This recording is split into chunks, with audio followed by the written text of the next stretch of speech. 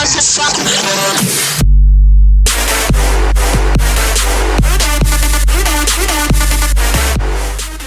going on, YouTube? We're here with another Smite build video.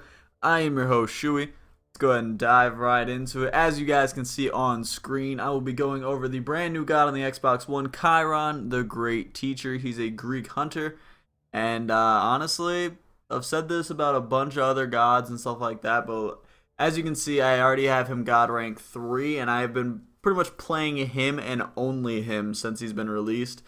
And yeah, he's a good time, guys. If you pair him up with like Sylvanas, Sobek, Ymir, stuff like that, people that have like massive CCs that can just pretty much let you unleash on kids, you will absolutely devastate duo lane, and it's fantastic, and I absolutely love it. I have a great time.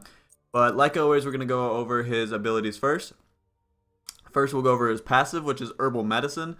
Every 12 seconds, Chiron collects herbs for a poultice? I don't know what. Which increases all healing Chiron receives for each poultice he carries. Each time he uses an ability, the lowest health ally within 30 meters is healed, consuming a poultice. The heal is 10% per stack, and it's 30 healing plus 5 for each god level. And it does it over 5 seconds, and you can have 3 stacks. So if you think about it, the healing bonus can be stacked up to 30%, and then max, which would be level 20. So 20 times 5 would be 100, so you could go 30 plus 100. So yeah, and you get that over 5 seconds. It's pretty self-explanatory, guys. But first one is going to be training exercise. This is actually going to be your main clear.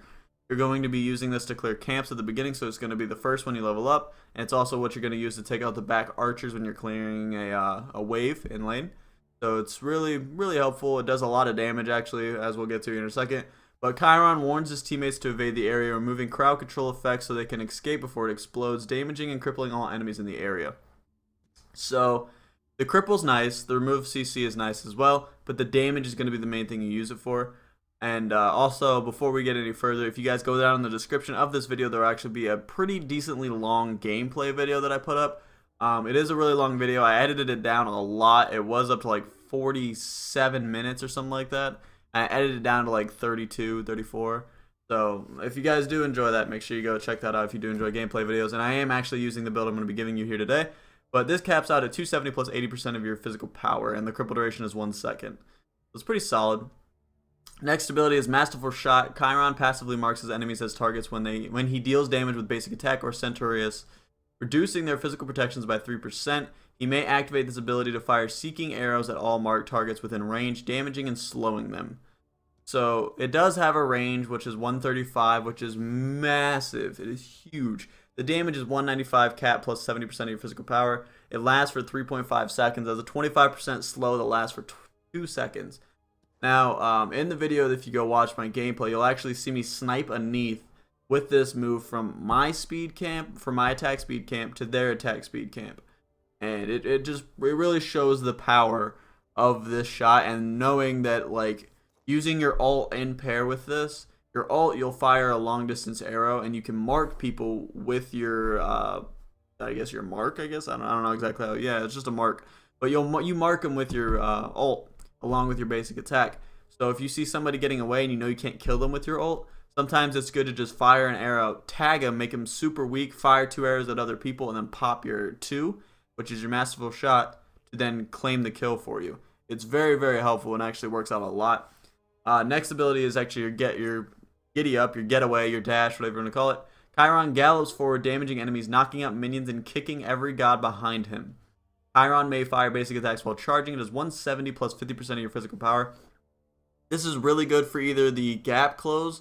So like if you can't use your ult to mark somebody and you see somebody that's about to get away and you just want to get in range and hit him with 1 basic before they get in tower or something like that. This is really useful. Also, it's a really good way to initiate in the team, or not in the team fight, but in the duo fight. You can charge in and kick back the support to your support, and then you can 1v1 the ADC. I actually do that a lot. And it's just really good, honestly. The knock-up for the minions is really good. The kicking back gods is really good. And then also the speed of it and the duration of it is really, really strong. His final, or his ultimate, is Centaurus. Chiron is transformed into a constellation and can fire 3 long-distance shots even through walls. If Chiron would be killed during this ability, he does not die until he runs out of time or shots. Killing an enemy when he would have died returns Chiron to life with health equal to the damage dealt instead of applying, and applies target mark. Now, the damage per shot is 280 plus 60% of your physical power. The alt damage is kind of lackluster in my opinion. I mean, it does decent amount of damage, but I feel like with the potential to revive yourself, you gotta do a little more damage to kind of give you that opportunity to actually res yourself. Another thing I found is there's a bug where even if you kill somebody with a second shot and then don't kill somebody with a third, it actually doesn't res you. So I don't know if they need to fix that or if that was the intentions or not, but pretty much every single shot except for the last, if you don't get a kill on that last shot, it will not res you. I don't know why. It happens to me all the time, and it's really annoying. But we deal with it. We'll go into the ability builder to show you where you should level up and on what pattern. You should start with training exercise, and then you want to do masterful shot, and then giddy up. Do training exercise, to Centurus, do training exercise, masterful shot, Centurus, training exercise, masterful shot, Centurus, masterful shot, giddy up, Centurus, giddy up, Centurus. Boom, done. Dunzo funzo. Now I can just go ahead and wipe this because I know exactly what I like to build. Now there are 2 different builds that I will actually give for you guys, both of which are very, very, very successful in my opinion. I've used both, and both actually help out a lot. I'll go with the first one that I use a majority of the time, and then I'll use the other one that I use if I'm going against a subpar ADC, or somebody picks a god that shouldn't be ADC, like they has no potential to really do anything. But the first one, that if you're going against a pretty decent ADC like an Apollo or another Chiron or something like that, you're going to want to buy Bluestone Pendant first. Let's see if I can get him. Yeah, popular items, you want to go Stage 1 Transcendence, and then you want to go with pots. Both pots, I believe, let me see, that would be, yeah, you'll have 1 pot, so what you want to grab would probably be Mana Pot. I always grab Mana Pot first. It'll be Bluestone, Transcendence, 1 Mana Pot.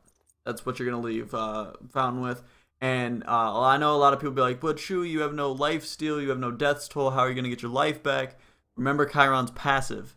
Even if you're the weakest one, if you use an ability, it will throw the healing onto you. So like you can self-heal yourself with that as long as your support stays healthy.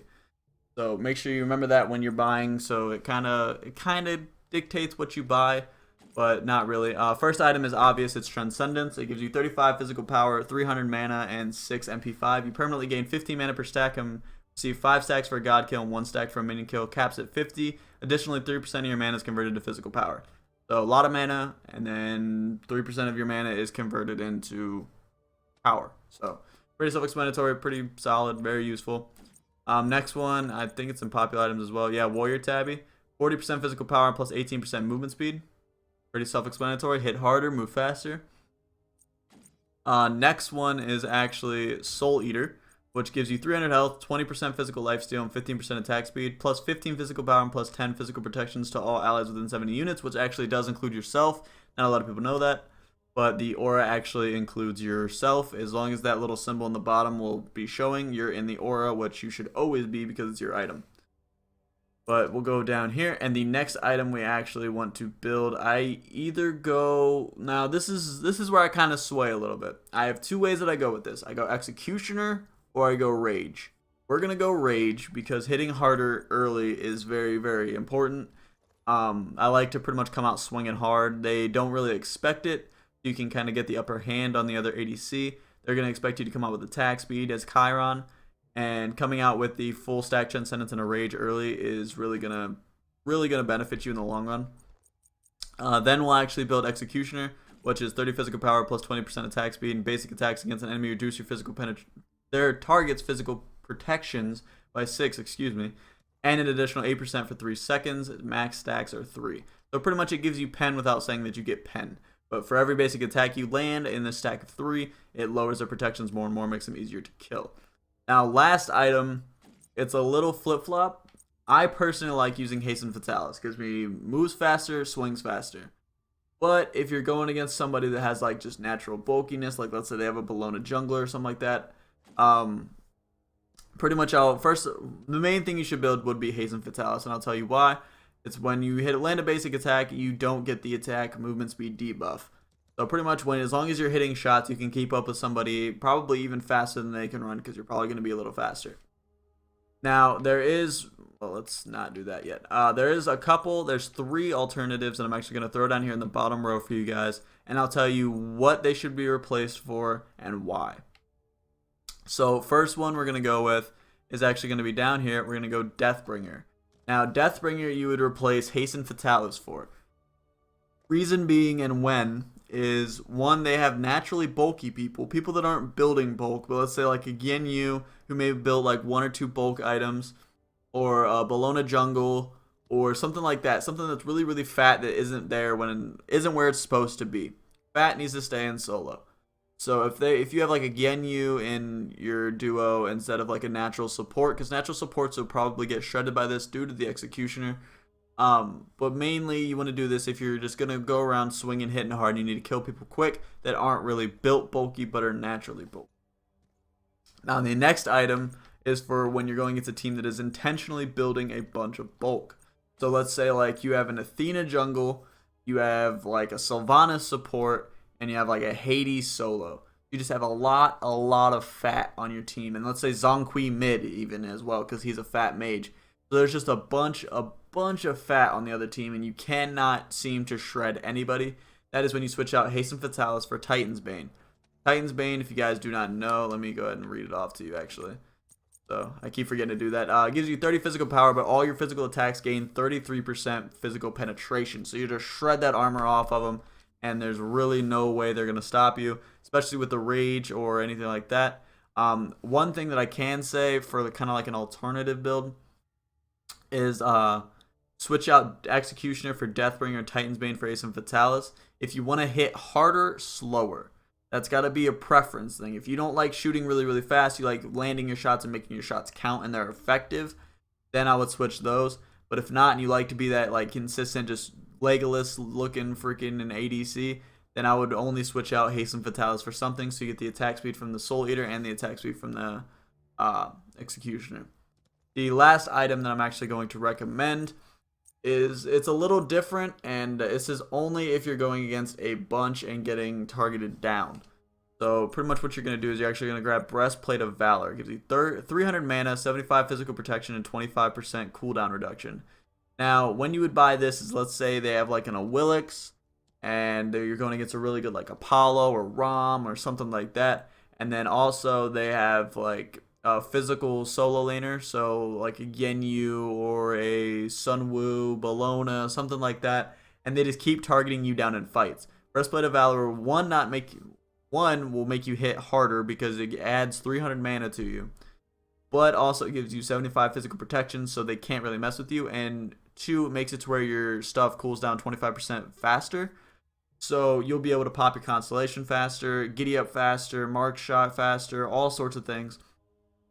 And I only recommend you do that if you're going against a lot of physical damage to you. But yeah, that's pretty much the only situation you'd ever use it. But it's very, very effective, and I've actually found that it helps me kind of last a little longer in team fights, even when getting targeted down, because I can Giddy Up, kick them to my team, and then they won't really be worried on me. But I'll be able to survive the Giddy Up because I have that 75 physical protection. But yeah, guys, that is pretty much it. We're going to go ahead and throw on everything and let you see the overall stats. And I will say this before I got a comment on one of my past videos. I do not click in the top portion because that's starter item. I don't use auto build, so I really don't need to build pots, like mana pots, health pots, active items, stuff like that. Which, by the way, that just reminded me I need to go over your active items. Active items really fast. I like to run the CC beads, or Greater Purification beads. Always and forever, you're an ADC, CC kills you. And secondly, I like to run Aegis Pendant, invulnerability for a short duration, but you're able to move. I use this a lot because I go a lot against a lot of heavy hitting ults. So if I see that happening, like a Kraken's about to hit, or a Hades ult, or a Bologna's coming in, or something like that, I like to definitely pop my Aegis. But yeah, that's pretty much it. I'll even build those for you guys just cause. But yeah, let's go over your overall stats. Your basic attack is going to do 257. Your physical power is 175. Your attack speed is 1.87, almost hard capped out. You have 20 physical life steals, 0 pen except for if you build Titan's Bane, and Executioner gives you pen but it's not technically pen. Your critical chance is 30.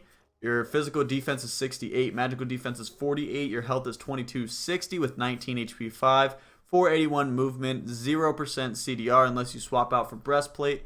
1325 mana with 18 MP 5. Guys, now if you did enjoy this video, make sure you hit that thumbs up down below because you already know your support is greatly appreciated. Also, if you have any other guides you'd like to see or gameplays or anything like that, even another Chiron gameplay, if you like the other one, you want to see more, comment that down below and let me know. Also, if this is the first video I've ever watched of me and you really did enjoy it and you learned a thing or two, why don't you go ahead and hit that subscribe button for me as well. Become part of the Shrew Crew because it's where all the cool kids hang out and where you can learn a thing or two about Smite. But I'll talk to you guys later. Peace!